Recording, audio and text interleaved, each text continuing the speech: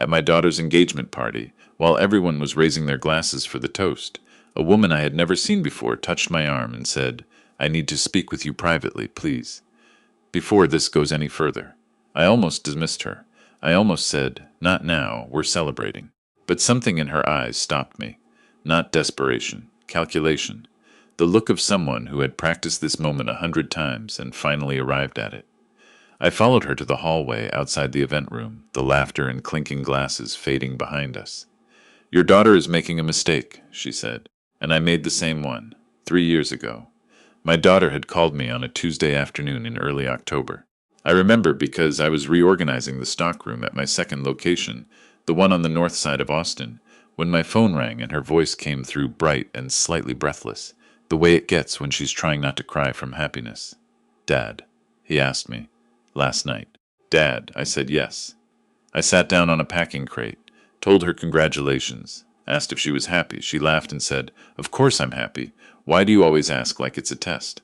I said it wasn't a test. I said I just wanted to make sure. That had been my standard line with her since she was 16. "Are you happy?" "I just want to make sure." She'd rolled her eyes at me for 30 years. I'd built my business over 4 decades. Nothing glamorous.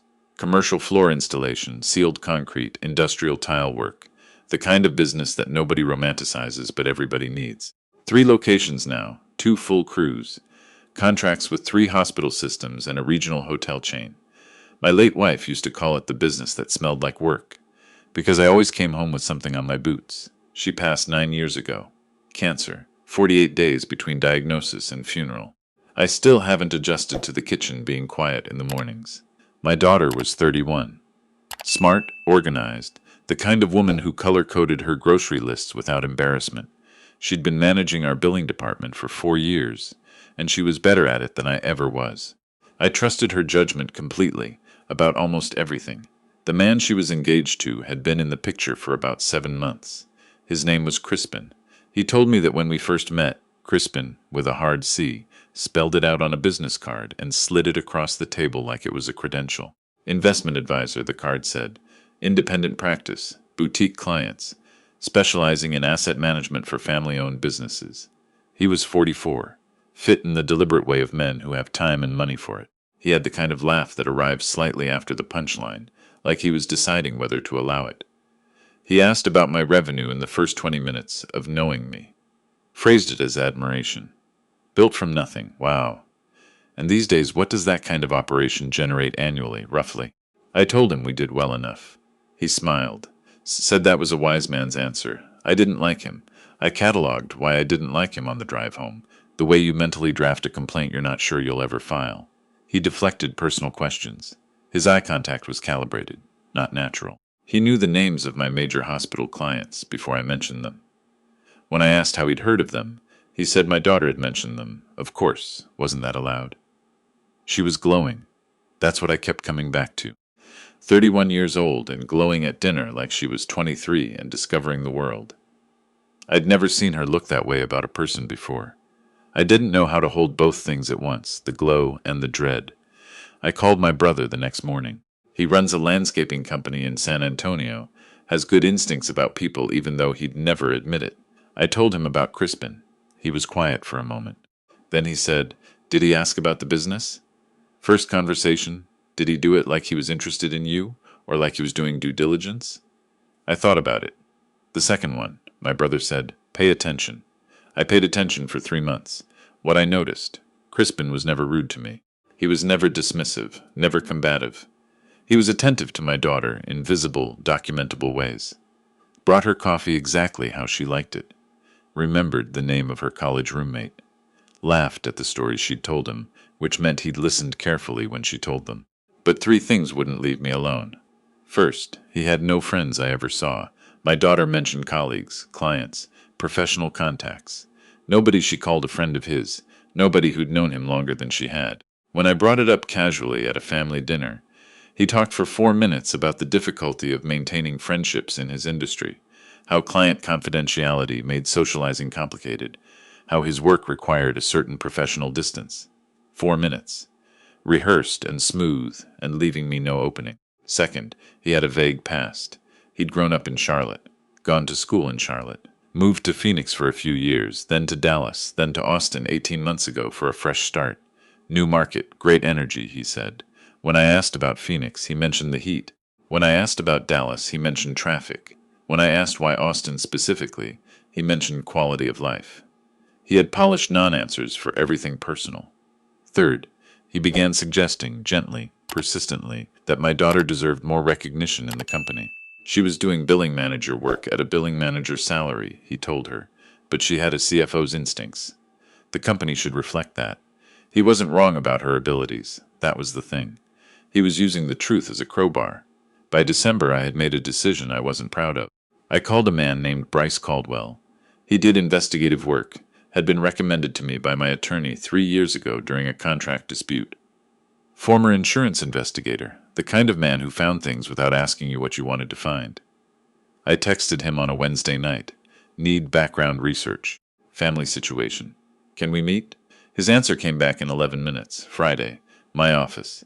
8 a.m. coffee's on you.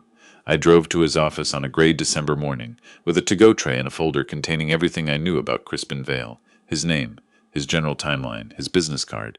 A photo I'd taken at the engagement party announcement my daughter had thrown at her apartment in November. Bryce looked at the photo for a long time, long enough that I noticed. Investment advisor, I said. Independent practice. Boutique clients. That's all I've verified. What's your concern? I laid it out. The early money questions. The practice deflections. The non-existent friends. The calculated interest in my business structure. Bryce wrote things down with a pencil. Actual pencil, not a phone. I'd always found that detail reassuring. Timeline between meeting your daughter and the engagement. 7 months. Does she know you're here? No. He didn't judge me for that. Just wrote it down. 3 weeks minimum, he said. Probably 4. There are ways to accelerate, but accuracy matters more than speed. Can you maintain normal with him that long? I said I could. I drove back to my office and spent the next hour sitting at my desk, looking at the photo of my daughter at her engagement dinner. She was laughing at something out of frame, her whole face open, unguarded, completely herself. I thought about the last time she'd looked that way. I thought about her mother. I hit send on the email confirming the arrangement with Bryce. The weeks were slow in the way that only surveillance feels slow. Everything normal on the surface. I attended a dinner at their apartment where Crispin grilled salmon, and talked about market volatility, with the comfortable authority of a man who needed you to believe he managed things you didn't understand. My daughter refilled drinks and looked happy. I asked him about his family over dessert. Casually, the way you ask a thing when you already know you're going to ask it. He said his parents were both gone. No siblings. One aunt somewhere in the Carolinas he'd lost touch with. He said it with appropriate sadness, just enough, not so much that it demanded follow-up. My daughter touched his hand. 2 weeks in, Bryce sent a message. Found something. We should talk in person. 2 days later, I found the second one. His name isn't original. Need to explain this face to face. I drove to his office on a Tuesday afternoon in January, the month quiet after the holidays, my business between contracts. Bryce had the documents arranged on his desk in a shape that reminded me of a hand of cards. Crispin Vale was born Christopher Valdez, he said. Changed it legally in 2018 in Maricopa County, Arizona. Before that, he was Christopher Valdez of Charlotte, North Carolina, and the year before the name change, he was 18 months into a marriage to a woman named Sylvie Kastner, investment advisor to her family's commercial real estate holdings. I leaned forward. Tell me. Bryce did. Christopher Valdez had married Sylvie Kastner in 2016. Her family owned 7 commercial properties across the Phoenix metro area. He had been brought on as an investment consultant. Within a year of marriage, he'd been added to 2 of the LLCs, a gesture of partnership. Her family had said later, a sign of trust. Within 18 months, he'd identified what he called underperforming assets and recommended liquidation. He'd introduced a buyer network. Third-party firms, he said, were vetted clients. 2 properties sold at below market rates. The buyers, Bryce had found, were connected to holding companies that traced back to entities that had been registered in Crispin's name before the marriage. He sold her family's property to himself, I said, at reduced prices, which he could then resell for the difference. Her family didn't understand the structure until their attorney audited it 18 months into the divorce proceedings. How did the marriage end? She found a text. Not about money. About another woman in Dallas. That's what started the legal process, and the financial discovery came after. He'd been in Dallas by then for 4 months. I picked up one of the documents, a divorce decree, then a second, a civil complaint filed by the Kastner family, later settled out of court with a non-disclosure agreement. They signed an NDA. Her father said in a deposition taken before the settlement that they were exhausted, that pursuing it would cost more in legal fees than they'd recover, that he wanted his daughter to be able to move forward. I sat with that for a moment. And Dallas, a woman in her mid-40s, owned a staffing company. He was there 13 months. I couldn't find a marriage record, but I found the company in probate records. She died in a car accident. He was listed as a beneficiary in an informal will amendment that was later contested by her children. My mouth went dry. Was it contested successfully? Partially. He received a modest distribution before the contest was filed, enough to be comfortable, not enough to explain Austin.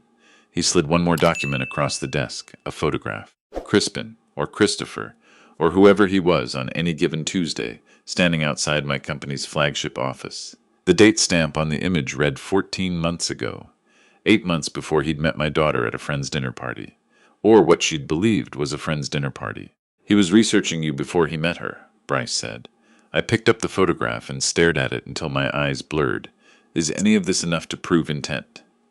The marriages and the civil filing are public record. The pattern is hard to dismiss. Proving fraudulent intent in a new relationship before any financial harm has occurred, that's harder to take to court. But you're not going to court. I'm going to my daughter. Bryce nodded slowly. I'd suggest you not go alone. I carried the folder in my passenger seat for 2 days before I opened it again. I called my attorney. Her name was Greta Falk, and she had been handling my business contracts for 11 years. I told her I needed an hour, personal matter, and I needed her honest opinion about what could and couldn't be done legally. She listened while I talked. She asked 3 questions. Then she was quiet for a moment. Ralph, she said. She called me by my first name when things were serious. You know your daughter is going to see this as interference. I know. Are you prepared for that? I thought about my daughter at 8 years old sitting across from me at our kitchen table, telling me I wasn't listening. I'd told her. You're just not hearing me, she'd said. She'd been right then. I have to tell her, I said. However she hears it, do it in a private setting. Have the documents. Don't let him be there. That night I texted my daughter. Can we have lunch? Just the 2 of us. My treat, wherever you want. She picked a place near her office, a sandwich shop she'd been going to since college. Safe, familiar. She thought we were going to talk about the wedding venue, which I'd been asked to weigh in on and had been stalling. I arrived before her. I ordered coffee. I put the folder face down on the seat beside me and left it there while we talked about her week, while she told me about a billing software upgrade she was implementing. Then I turned the folder over and placed it on the table. I need to show you something, I said, and I need you to look at all of it before you say anything. Not because I'm right, just because you deserve to know what's in here. She looked at the folder, then at me. The expression on her face was not anger, not yet. It was the look of someone who already knows something is coming and has been trying not to know it. She opened the folder. I sat with my coffee and let her read. She was quiet for a long time, long enough that the restaurant filled and partially emptied around us. At some point she set down a document and picked up another one without saying anything. I watched her face cycle through things I couldn't name. Finally, she set the last page down. The photograph, she said. Outside the office 14 months ago. She was quiet again. He told me he'd never heard of your company before he met me, she said. He said he looked it up after, because he was curious about what I did. I said nothing. He knew your major clients, she said. It wasn't a question. He mentioned them in our first conversation. She closed the folder with careful hands. Her jaw was tight. I recognized that particular tension. She had it at her mother's funeral, at the graveside, when someone said something well-meaning and inadequate, and she had to hold herself very still. I don't want to hear you say you told me so, she said. I'm not going to say that. I want to hear that from you specifically. Not as a promise about today, as a commitment. Whatever happens, however this ends, you don't get to say that. I won't. Not ever. She nodded once. I need a few days. Take whatever you need. She took the folder. Those few days were the hardest part. Worse than the investigation. Worse than the waiting. I went to work, reviewed contracts, had a normal Wednesday. My daughter called me once, briefly, to confirm she'd spoken to someone at the county clerk's office to verify the marriage records herself. She wasn't taking my word for it. I was glad. On the fourth day, she called me at 7 in the morning. He wasn't alone, she said. When he was researching you, he had someone helping him, a woman. I found messages. They were discussing the company structure, which locations were most profitable, whether you had other family members in the business. I was standing in my kitchen holding a coffee cup. Who is she? He calls her his business partner. I don't think that's what she is. I think she's how he identifies targets. The word landed in the quiet kitchen. What do you want to do? I asked. She was quiet for a moment. I want to end this without him knowing I know, before he does anything. Can we do that? Greta can help with that. I want the engagement broken before he can file any claim, make any move, say anything about the company. I called Greta that morning. The engagement party had been planned for the second weekend in February, a small gathering at my daughter's apartment, family and close friends, 40 people. Invitations had gone out 3 weeks before. Crispin had helped plan the menu. I offered to help set up early. My daughter said yes, come at 4, the party starts at 7. When I arrived, she was calm in the particular way of people who have made a decision and are past the fear of it. We set out glasses and moved chairs and didn't talk about it. The guests arrived. Crispin arrived, relaxed and confident, greeting people he'd met once and remembering their names, a skill I had initially found charming and now found chilling. An hour in, while people were refilling drinks, and the playlist shifted to something slower, a woman appeared at my elbow. She was around my age, maybe younger, with the look of someone who had dressed carefully for a difficult errand. "You're her father," she said. Not a question. "I am. I'm Sylvie Kastner." The name registered like something cold. "I didn't know if this was the right thing to do," she said. "I've been standing outside for 20 minutes. My therapist said I'd know when the moment was right, and I've never been less certain of anything." She almost smiled at that. "But I found your name in the public business filings when I was tracking what he'd done. Years later, when my family decided to document everything for ourselves. I know he's here. I know what he is." I led her to the hallway. She told me what she'd come to say, and some of it matched what Bryce had found, and some of it was things Bryce hadn't found, the small documented cruelties, the way he'd turned her family's uncertainty against them, the way he'd used her love for him as a slow-acting solvent on her judgment. "I'm sorry I didn't come sooner," she said. "I signed papers that said I couldn't talk about the financial part, but I can talk about who he is, and I kept records of everything." "You weren't too late," I said. We went back inside. My daughter saw me come in with a woman she didn't recognize. She crossed the room, and I watched her take in Sylvie's face, and the folder in her hand, and understand in about 3 seconds what she was looking at. She thanked Sylvie for coming.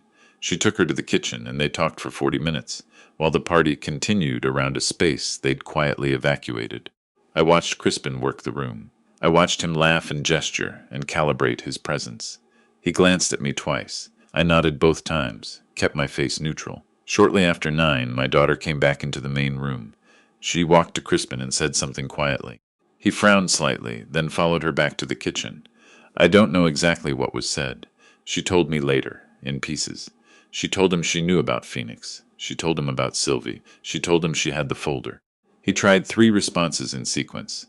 Denial, then context, then managed honesty. The version where he admitted some things but reframed everything as misunderstandings, as complicated situations as being judged by his past when he genuinely changed. She told him to leave. He said he thought they should discuss this privately, when she was less emotional. She said she was entirely calm and he should leave her apartment. He left. 40 people in the next room heard none of it. She came back out, and someone asked where Crispin had gone, and she said he had a headache and apologized for leaving early. And she freshened her drink and rejoined the party, and I watched her be present and gracious and funny for another 90 minutes, until the last guest left. When the door closed on the final goodbye, she sat down on the couch in her empty apartment and put her face in her hands. I sat next to her. We didn't talk for a while. "I should have listened to you earlier," she said. "You didn't have a reason to. You had reasons. Instincts. That's not the same as what you needed." She was quiet. "How did you know to look?" I thought about how to answer that. "Your mother always said I paid attention to the wrong things," I said. "She said I noticed everything except what she needed me to notice. I've been trying to do better at that. My daughter laughed, just briefly, a surprised sound. She would have spotted him in the first 5 minutes, she said. 4, I said. Your mother gave people 5 minutes. I think he would have gotten 4. She laughed again, longer this time, and there was something wet in it, but she didn't stop laughing, and I sat there with her until it settled. Greta contacted Crispin's attorney the following week with a clear accounting of what we had and what we were prepared to do with it if he contested anything or made any claim regarding my daughter's assets or the company. He had moved fast, in the way of people who know when a window is closing, and had apparently attempted to establish a paper trail suggesting a verbal partnership agreement with my daughter regarding the billing division. Greta's letter described that claim as extraordinary, and the evidence against him as extensive. He didn't respond directly. His attorney called once, and then didn't call again. Sylvie's documentation was forwarded to a Phoenix attorney who had been building a secondary case on behalf of the Kastner family, and I'll say only that the non-disclosure agreement she'd signed had limited scope, and that some things are not covered by paperwork, and that Bryce Caldwell was thorough when given cause to be. My daughter took 3 weeks away from work in March. She stayed at my house for part of it, which I hadn't expected. We ate breakfast together most mornings, and she didn't always want to talk, and I had learned enough by then to know when not to talk. She came back to the office in April. The first week back, she restructured the entire accounts receivable process and identified a vendor contract we'd been renewing out of habit that was costing us $11,000 a year. She brought me a spreadsheet, and I told her she was extraordinary, and she told me to stop or she'd raise her salary. I raised her salary. In the fall, she brought someone to my office to introduce him, a man named Theodore. Quiet, she said. Patient, a librarian who'd never asked her a single question about the business. I shook his hand. Good to meet you, I said, and I meant it. He asked if I'd recommend a good place to get brisket in the neighborhood. I told him there were 3 options and described each one with the specificity of a man who takes lunch seriously. My daughter stood in the doorway watching us, and when I glanced over, she was doing the thing she does when she's trying not to look too happy. I didn't say anything about it. Some things you just receive without comment, quietly, the way you receive any gift that cost more than you expected.